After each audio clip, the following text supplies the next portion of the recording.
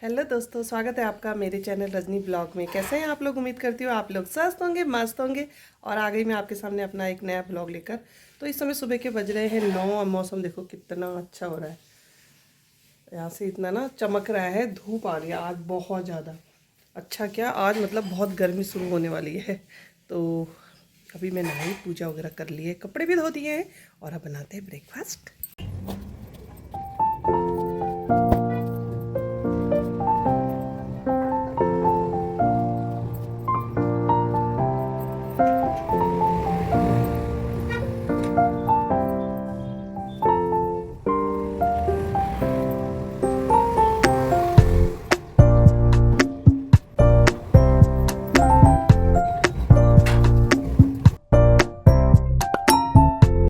आज ब्रेकफास्ट में बनाया है मूंग दाल का चीला।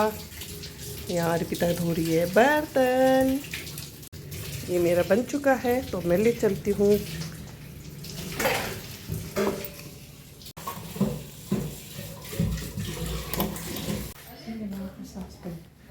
मम्मी नमस्ते। थक गए? सीढ़ियों में ना, चलो बैठ जाओ, पंखा लगा देती हूँ।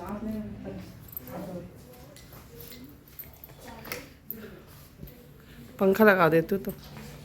चीला मूंग दाल का चीला है मम्मी। ये डोसा भी बोल सकते हो उसे। कैसा हो रहा है? अच्छा हो रहा है। चटनी भी मैंने ना सुबह सुबह ही बनाई है ये, आज देर हो गई तब।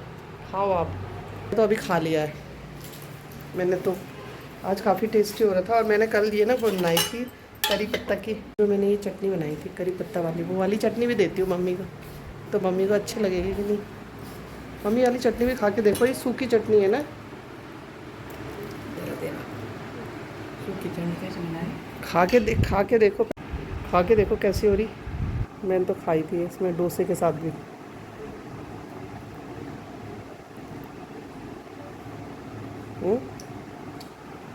ये बनाई थी मैंने कल, कटोरा भर के खा दी कल रात ही मैंने, इतनी सारी खाई। करी करी पत्ता की बनाई मैंने कल ये चटनी। तो ये वाली जो चटनी है ना, ये बहुत ज़्यादा टेस्टी है। कल मैंने 2 रोटी खा ली थी इस चटनी में। और जब भी ये करी पत्ता की जो ये चटनी बनाओगे ना, तो आपको सब्ज़ी बनाने की ज़रूरत नहीं है। और कहीं सफ़र में जाना है तब तो और भी ज़्यादा अच्छा है, सूखा सूखा रहता है ना ये। और अगर आपको इसकी वीडियो देखनी है तो मेरे शॉर्ट वीडियो ज़रूर देखना, उसमें मैंने ये इसकी रेसिपी डाली है, तो मम्मी को भी अच्छी लग रही है, कह रही है। लेके आई हूँ मैं अभी, नीचे गई बच्चों के लिए चुटर पुटर।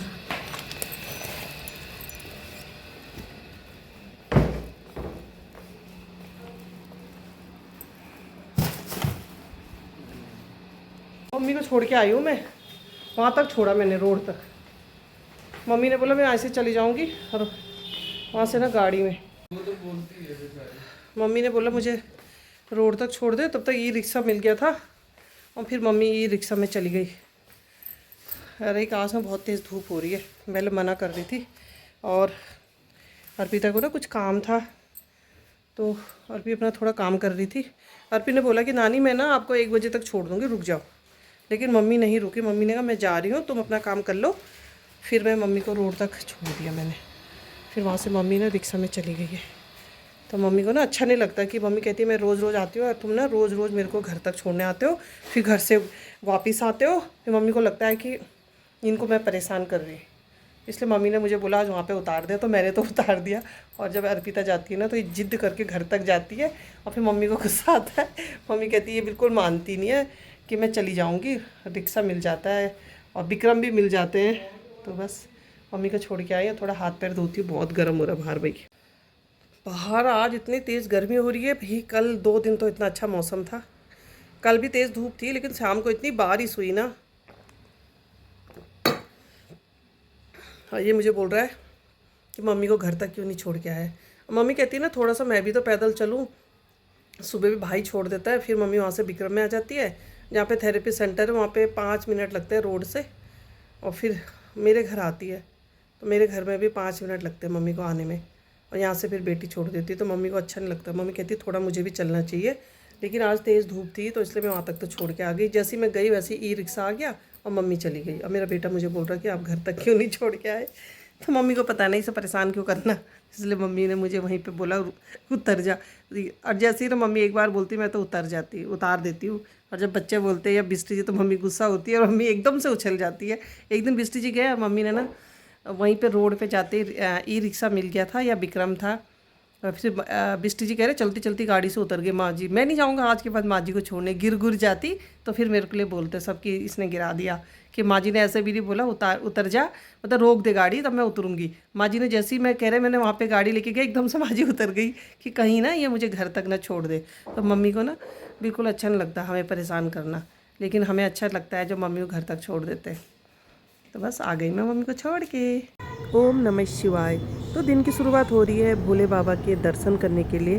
तो मैं और अर्पिता आ गए थे आज सुबह सुबह नहा के मंदिर में दर्शन करने के लिए। और हमने यहाँ पे भोले बाबा को जल चढ़ाया।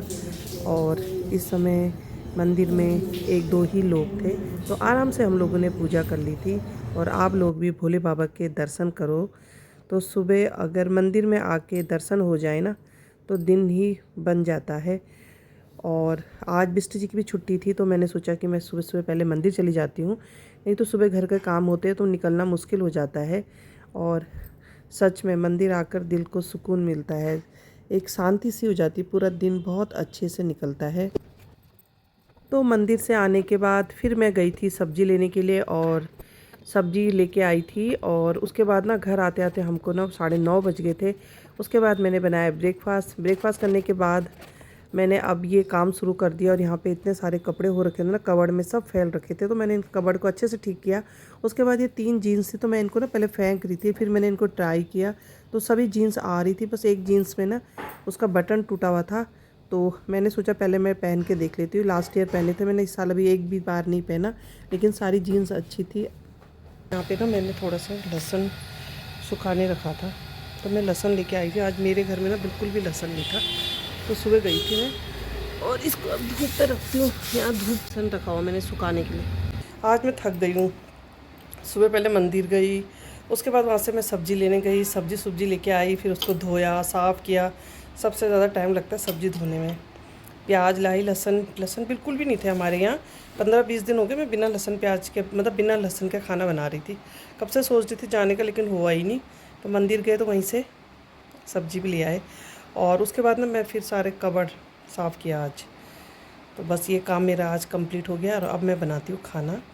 तो अभी खाना खा लिया है और खाना खाने के बाद थोड़ी देर टीवी देखती हूँ और थोड़ा सा रेस्ट करते हैं। लेटे लेटे टीवी देखती हूँ। मुझे सोने ना बिल्कुल भी अच्छा नहीं लगता है। अगर मैं दिन में सोती हूँ ना तो फिर मुझे रात को नींद नहीं आती। तो अभी हम लोग ना कहीं जा रहे थे शाम के समय। तो दोस्तों इस समय रात के 9 बज रहे हैं, हमारा डिनर हो चुका है, बर्तन वगैरह सब धुल चुके हैं। और अब मैं अपना ब्लॉग यहीं पे समाप्त करती हूँ। उम्मीद करती हूँ आपको मेरा ये ब्लॉग पसंद आया होगा। और अगर पसंद आए तो लाइक करना, सब्सक्राइब करना, कमेंट करके बताना कैसा लगा। मिलती हूँ मैं आपसे अपने अगले ब्लॉग में, तब तक के लिए बाय बाय।